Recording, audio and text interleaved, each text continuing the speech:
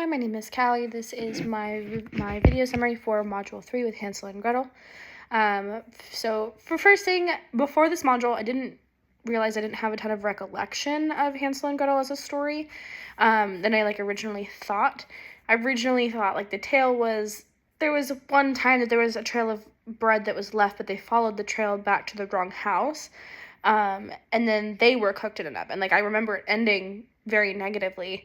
And then I've seen other adaptations through, Once Upon a Time, who has also done the Hansel and Gretel story, but the person who was the Wicked Witch was also Maleficent. It was this whole thing. So it was really, really confusing.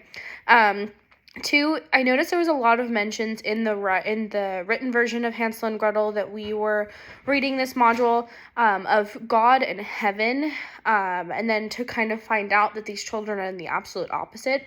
They're in the most hellish thing that they could possibly imagine, and then they end up prevailing through and with the beliefs that they have, and it ends up being a driving force of survival for them. And then a couple questions that I have is, why do we have the death of the stepmother in the written version?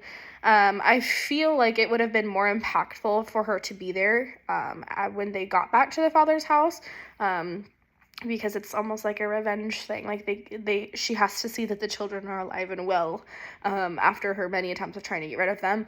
Though to not prosper off of the findings that they had.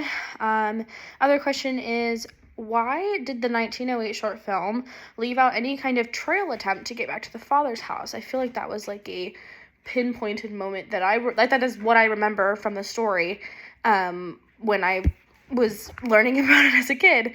It seems like they went straight to the Wicked Witch's house instead of having any attempt to get back to their father. And then for my last comment, while I think that the short film adds a great visual aspect, I know that it's shorter due to limitations of the historical time, but I think I prefer the written version due to the fact that there's just added layers of detail, an elongation of the story, and honestly, it provided a lot of clarity for what I thought the Hansel and Gretel story was versus what it actually is, because I missed a lot of details. Thank you.